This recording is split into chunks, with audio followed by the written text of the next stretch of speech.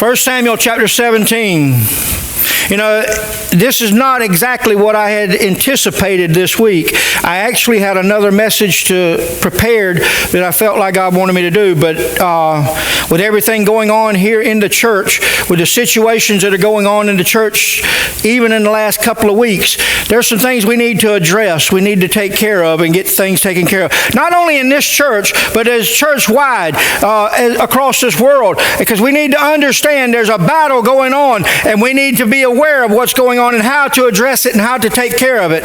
But we're going to read about this here in 1 Samuel chapter 17. We're going to read a verse, and we're going to, there's several verses here. You really need to read the whole chapter. But just for the sake of time, we're not going to do that. I'm just going to highlight a few things that we need to understand. You there? 1 Samuel chapter 17. All right, in verse 10.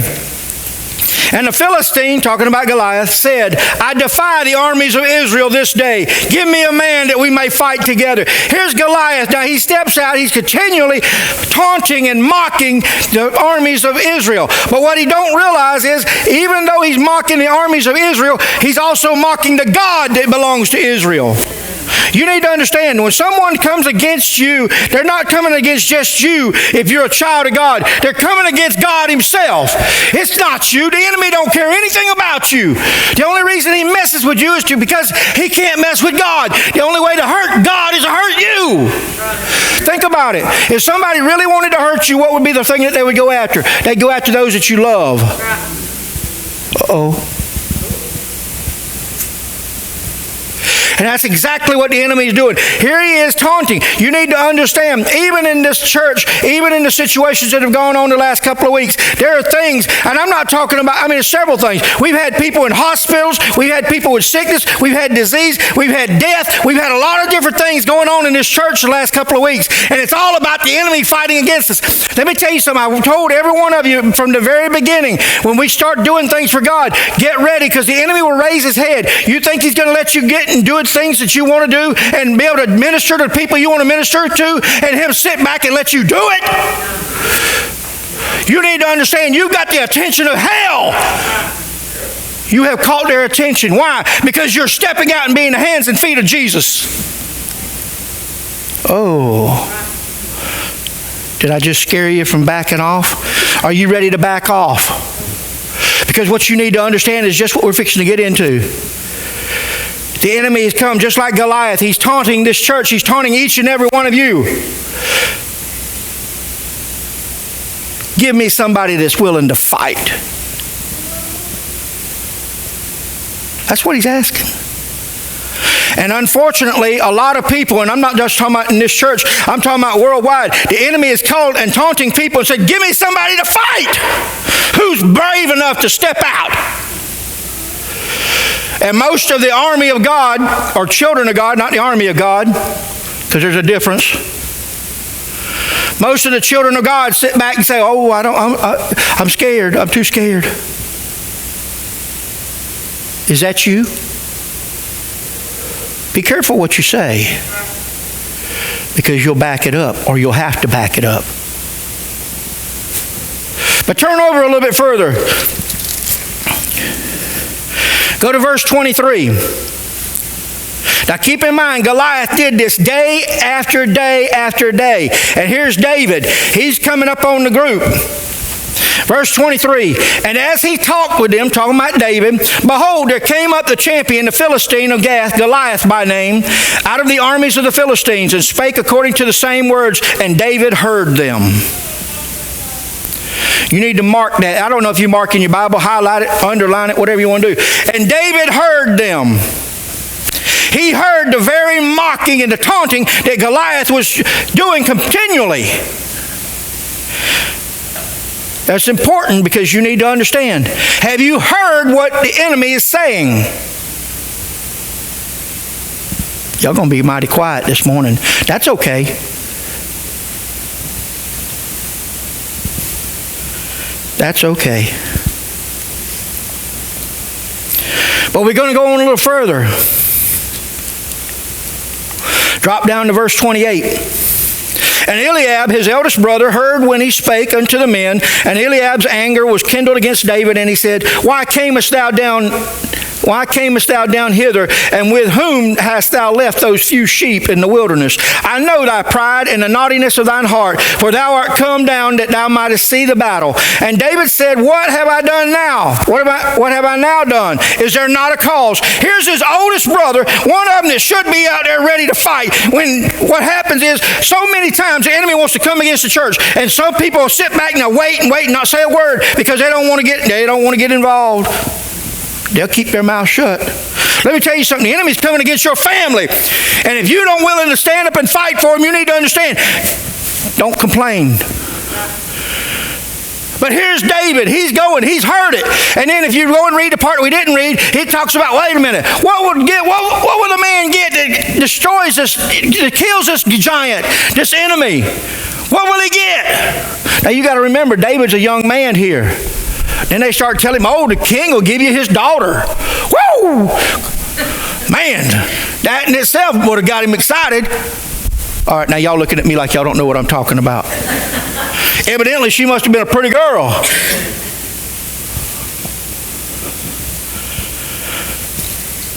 But then his brother looks at him and says, I know, what's your problem? What are you coming? And then he wants to insult him. You left those few sheep. See, his brothers looked down on him because all he was just a shepherd boy that took care of a few sheep. You need to understand, it doesn't matter what your ministry is. Maybe your ministry is carrying out the trash in the church. You need to understand, you're just as mighty a warrior as the preacher is.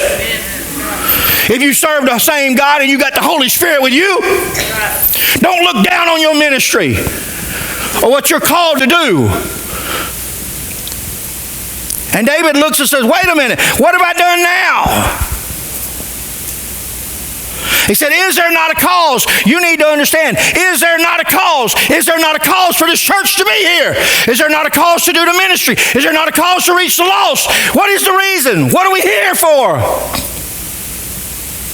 Are you going to fight for it? Because if you're not going to fight for it, then go. Oh, this is too blunt. I'm telling y'all, this is burning, and y'all going to find out if you show up tonight, you'll find out why.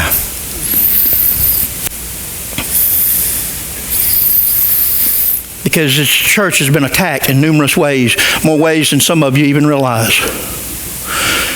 Find out tonight.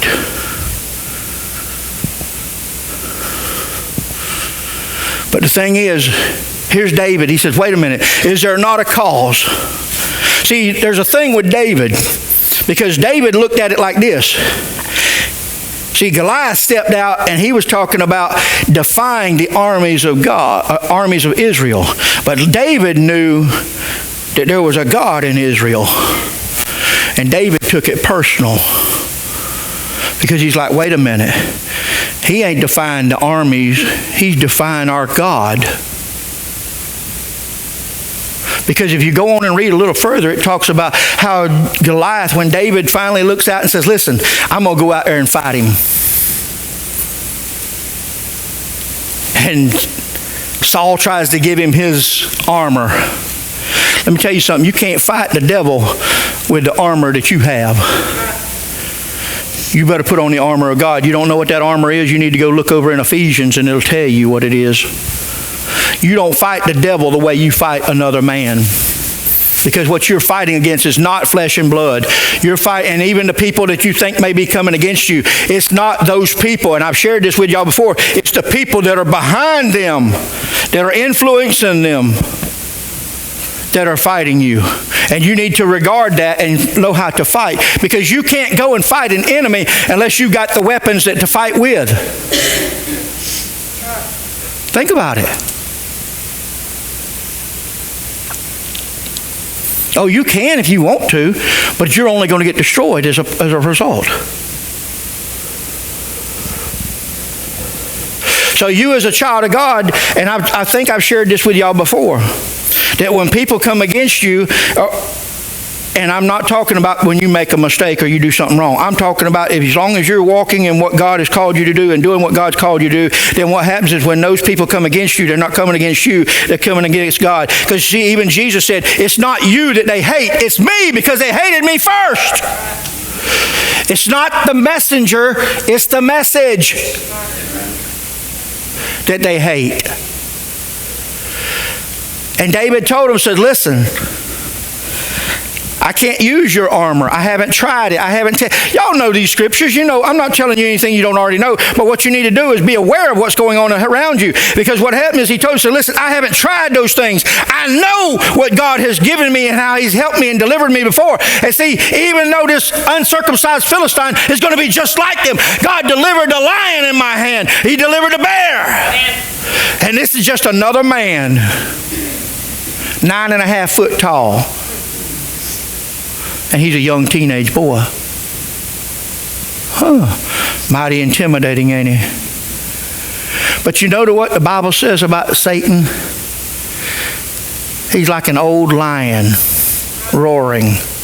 And see, if you know anything about lions, when they get old, all they got is a roar. They don't want to fight. They want to intimidate by the roar.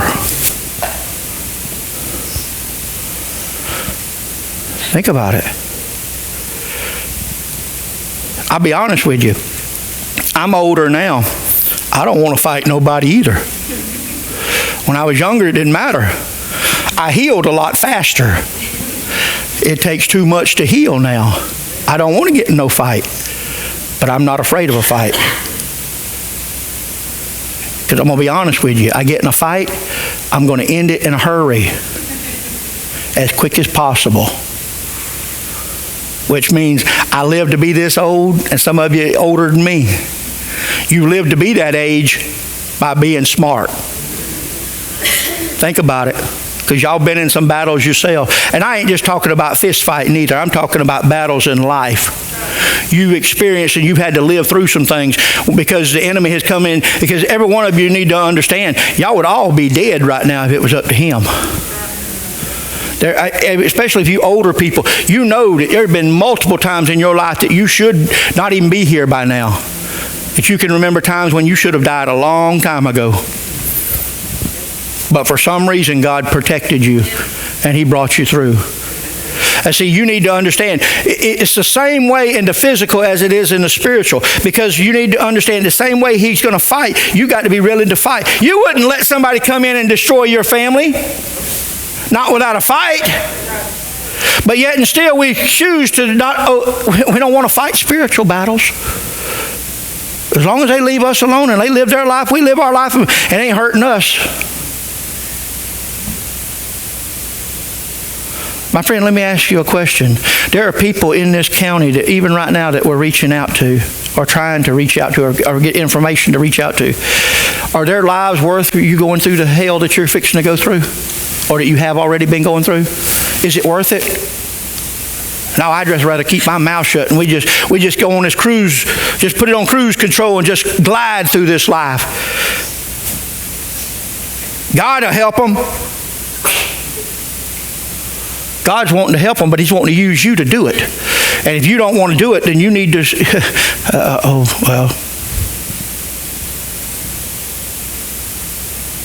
think about it. You say, well, that's on them. My friend, you've been in trouble where you've needed help at some point in time, and God used somebody to reach out to you and help you and lift you up. Every one of us are here for a reason, because somebody prayed for us. Somebody stayed on their knees. Somebody cried out to God for us. Somebody went out of their way to minister to us. Maybe it was family. Maybe it was friends. Maybe it was somebody you don't even know. God used them to touch you. By sending somebody here to minister to you, or somebody out on your job or uptown, or even in your own home. God sent, and you don't even know them. You won't know them this side of heaven. You'll meet them one day. But yet so many times the church, and I'm not talking about this church, I'm just saying church in general will turn their back, because especially when they start going through a fight or going through the tribulation or the troubles that we're going through the last couple of weeks. How many ready to just throw their hands up and say, well, it ain't worth it. We go back to what we were doing before. We didn't have all this trouble before. You know why you didn't have no trouble before? Because you wasn't doing anything before. And I ain't saying that this church wasn't doing anything. I'm just saying, even in your own personal life, if you're not fighting the enemy on a daily basis, then my friend, you're not a threat to him. He could care less what you do. He don't care if you come to church. He don't care if you read your Bible. He just don't want you to do it. It's when you do it when something happens. Oh, we don't want to do that. We like to be comfortable. We like to be able to enjoy life. Go ahead, enjoy it. You better enjoy it while you got it, because sooner or later you're going to lose it. But go on a little further. Because even in verse 36, it tells that David tells him, he reveals what the situation. He says, thy servant, talking about himself, slew both the lion and the bear, and this uncircumcised Philistine shall be as one of them, seeing he hath defied the armies of the living God. He didn't see, a while ago, Goliath was talking about the armies of Israel. He didn't say nothing about God, did he? But David took it and said, wait a minute, he's defying the armies of the living God. David didn't say nothing about Israel. He just said the living God. Uh-oh. But then it goes on. In verse 43, drop down a little further. And the latter part of there, it says, 43. And the Philistine said unto David, am I a dog that thou comest to me with staves? And the Philistine cursed David by his gods. So what happened is Goliath looks at David and says, you know what? Then he starts cursing him by his gods, talking about Goliath's gods, not David's. So now he's brought their gods into the battle, which is exactly what David was wanting him to do. You say, what do you mean? Drop down in verse 45. Then said David to the Philistine, thou comest to me with a sword and a spear and with a shield, but I come to thee in the name of the Lord of hosts, the God of the armies of Israel, whom thou hast defied. Now he's brought God into the battle.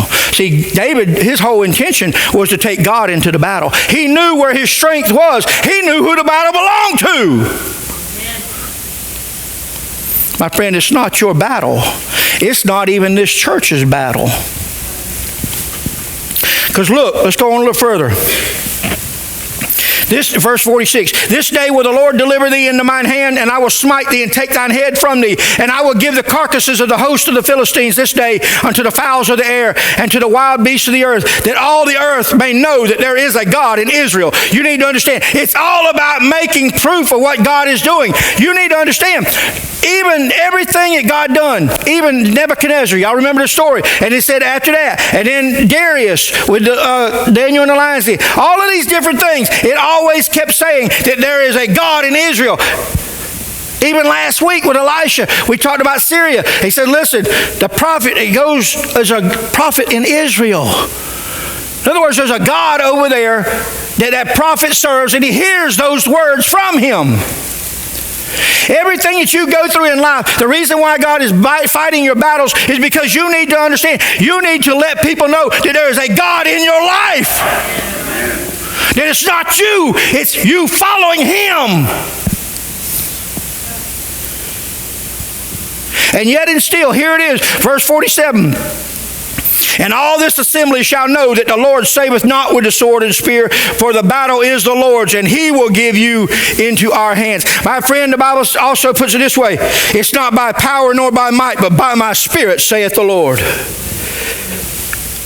He's not using earthly weapons to fight a spiritual battle. And if he's not doing it, you don't need to do it. See, it's not your battle. You're just a pawn in the game of chess. Who are you going to let be your master? You know, they talk about chess being a master, grandmaster, those great chess players, whatever you want to call them. See, you're either going to be a pawn for God that he can use in the battle, or you're going to be one for the enemy. Which one do you want to be your master? Think about it. Because whichever one you choose is who you're going to serve. Be careful who you serve. Because I'm going to tell you something. The game is rigged. You say, what do you mean? It's rigged because I already know we win. So it's rigged. So you might as well, if you want to win, you need to pick the winning team.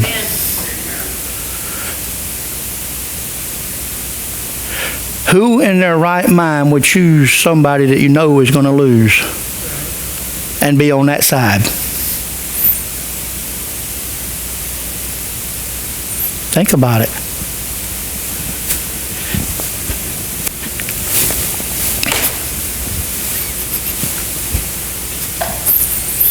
But notice something else.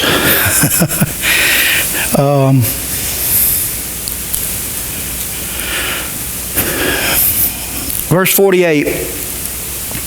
And it came to pass when the Philistine arose and came and drew nigh to meet David, that David hasted and ran toward the enemy to meet the Philistine. See, so many of us sit back and wait for the enemy to come. Because we know he's coming, right? Sooner or later, we know he's coming. But the truth is, David didn't wait for the enemy to come. Remember a while ago I told y'all that if I got in a fight, I'm going to try to get it over with as quick as possible? Why? Because I don't have the stamina I used to have. I don't have, I can't, listen, I'm going to get it over with as quick as I can. I'm too old to run. And I'm just going to get it over with as quick as I can. The same way in the physical as it is in the spiritual. I want to get the battle over as quick as possible. So I can sit back and wait for the enemy to come to me, or I can rush it. My friend, you need to understand, Jesus always was on the offensive. He was never on the defensive. And I think I've shared that with y'all before. The mission that Jesus came to do wasn't just to die on a cross for us. That was part of it. The mission that he came to do was to destroy the works, all of the works of the enemy, of the devil. That's what the Bible calls it. Everything that the enemy has done, he came to destroy. Which meant he took it openly. You need to understand the Bible also says that Jesus openly embarrassed the enemy. He didn't do it privately. He openly did it. What do you mean by that? Because he hung in open air, in public. He did it publicly. He didn't do it privately. Oh. Do you understand, what did I just tell you a while ago? The word embarrass. Do you know where that word comes from? Let me give you a little lesson. Because in the back in the Old Testament days when kings conquered another king, what would happen is that king would have a train. Isaiah said, he looked in the temple and he said that the Lord's train filled the temple. What is a train? You ladies, y'all got married? Did you have a train behind you? You know what I'm talking about? Well, some of you may not have, but some of you may have. What it is that wedding gown. That long wedding gown that drags the ground that's the train that follows that bride. And that king, even this day, when you see the king walk out, you'll see kings when they're trained and to drag the ground. And some people will be up there picking it up, walking behind them, You need to understand, why is it that Isaiah seen the Lord and seen him high and lifted up and his train filled the temple? Because what happened is, when Jesus took care of that, he said he openly put him to shame and publicly embarrassed him. what happened is, anytime a king conquered another king, they would cut his train off and sew it on at the end of the conquering king. So when he went, so how great was his kingdom? You look at his train that followed behind him. Think about this. Now, and what they would do is they would cut the train of the king up here and take that and sew it on to the back of the conquering king.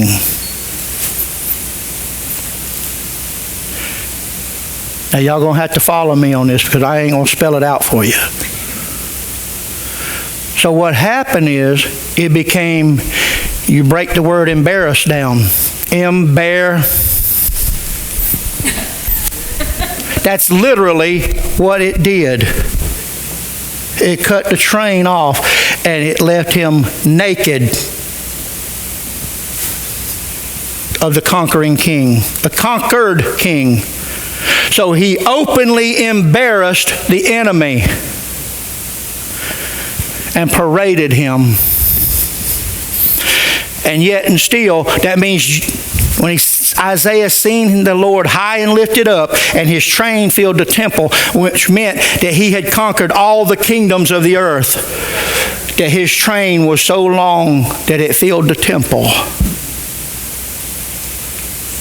That's the God that you serve, or I hope that you serve. That's the reason why when there's a battle, there is no playing around. See, David took that as a personal issue because this enemy, not only was he defying the Israel, he was defying their God. Because even Goliath came out and cursed David by his gods. So it wasn't just a Philistine and Israel thing. It was God against this God. And see, even Moses, when the Bible talked about when he was there in front of the Pharaoh, and he cast down the staff, and it turned into the serpent. And then the Pharaoh's little magicians threw theirs down, and it turned into a serpent's too. But what happened? The serpent that Moses had on his staff swallowed up the ones from the magician. Why? Because God says, I am God alone.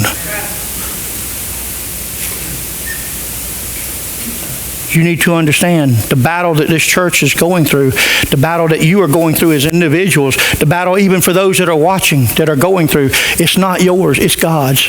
If you are a child of God, He has promised He's going to protect you. He ain't going to just take care of your daily needs. He's going to protect you. All He's asking you to do is stand up and fight for Him. David was the only one out of all the armies of Israel to say, wait a minute, enough is enough. Why are you cowering behind here? If God is, kind of got into it a little bit this morning with the altars, you got to remember and understand where God has delivered you and brought you victory before. That's what David did. He remembered the time God delivered the lion. He remembered the time God delivered the bear. And he said, this is just a man. It's no big deal. God will deliver him too.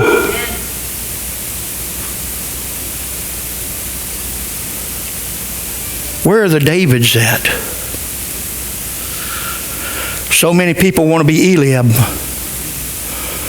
and sit back and complain. And see, you know what?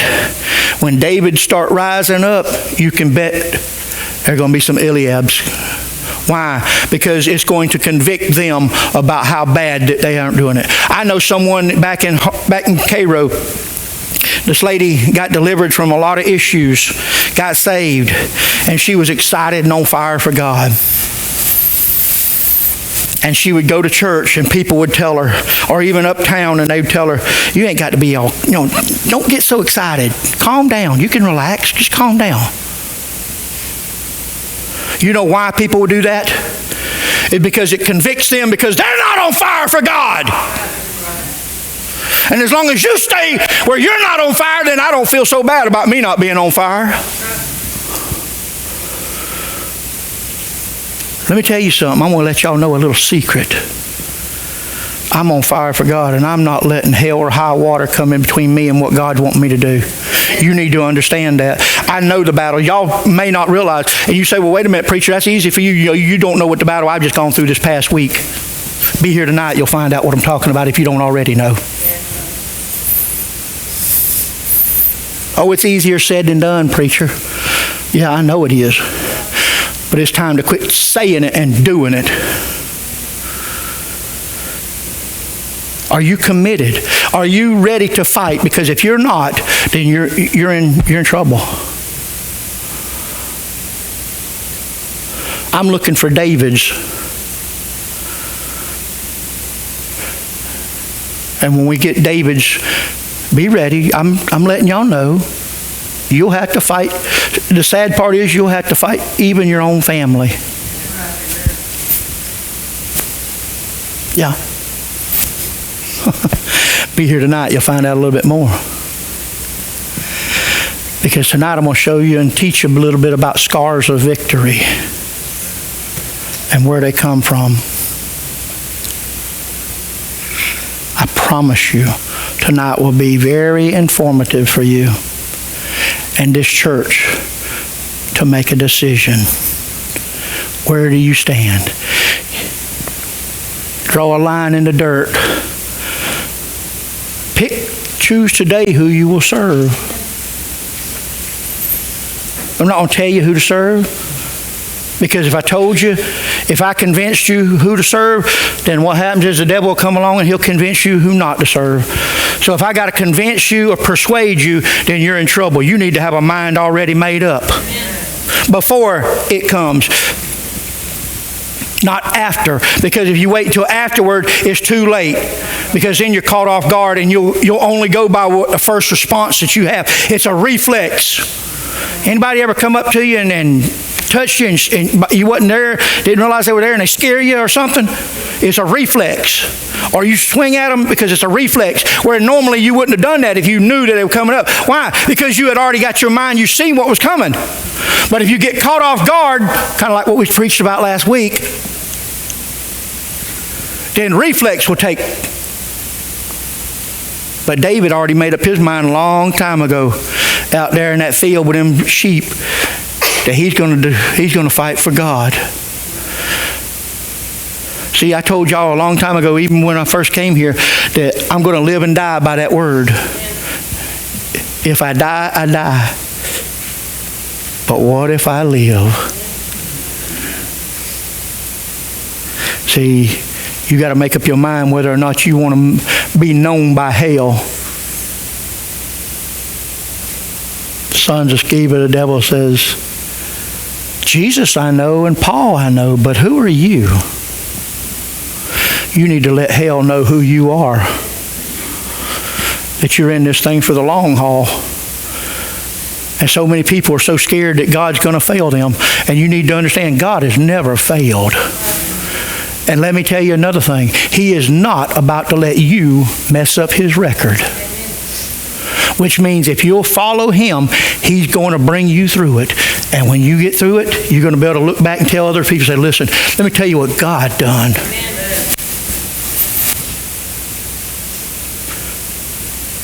See, the Bible talks about God, David being a man after God's own heart. This is why he was a man after God's own heart. Because he chose to follow God at all cost. Didn't say he wasn't going to fail and make mistakes. But he chose to always honor God and to fight for God. And God don't need us to defend him. It's kind of like Charles Spurgeon asked him, somebody asked Charles Spurgeon one day about the gospel, about the Bible. And he says, how do you defend the Bible? He says, I don't. It's just like a lion. You open the cage and let him out. He'll defend himself. Amen. You just speak the word and let God defend his word. Amen. You just be willing to share it. That's how you defend. That's all David did. He was willing to share. Sometimes you got to put yourself in a little bit of harm. Might be a little nerve-wracking. How many of you are ready? Let me tell you something. You might as well be, because it doesn't matter whether you're ready or not. The enemy is still going to come after you. You might as well go with God. At least you got somebody that'll help you when it gets rough. What are you going to do today?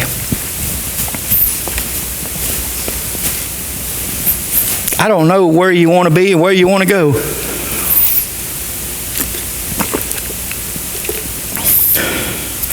I know where I'm going to be and where I'm going to go. You know, I'm going forward.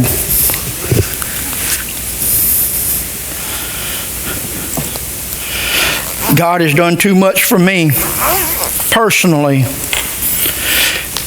and given me too many victories for me to give up on Him now. What are you going to do? I want to ask you a question, and we're going to have an altar call.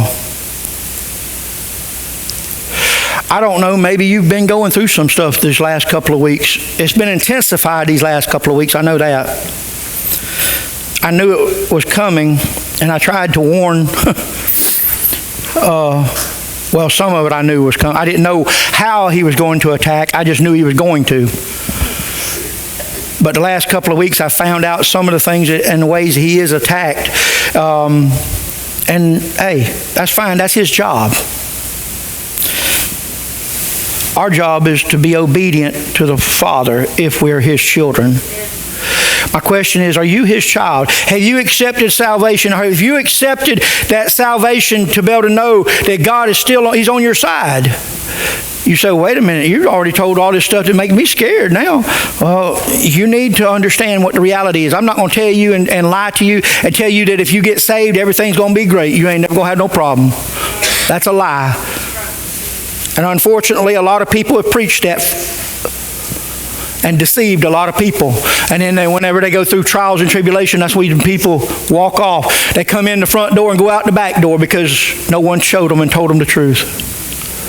But I can tell you the truth, that if you'll be honest and submit to God, I promise you, by the word of this God, the word of this Bible right here, His word, not mine, that He will take care of you. You need to understand, it may cost you, but anything that it costs you, God will give it to you more so in abundance. Peter asked Jesus, said, listen, we've given up all this stuff, and what do we got? And Jesus said, listen, anything you've given up will always be returned to you. And the Bible, if you read a little closer, it says, in this life. You don't have to wait till you get to heaven to get rewarded for what you give up or what you lose. And let me tell you something. If there's anything that you lose based on following God, it wasn't supposed to be for you anyway. Because anything that He gives you, He will not take away from you. Where are you at today?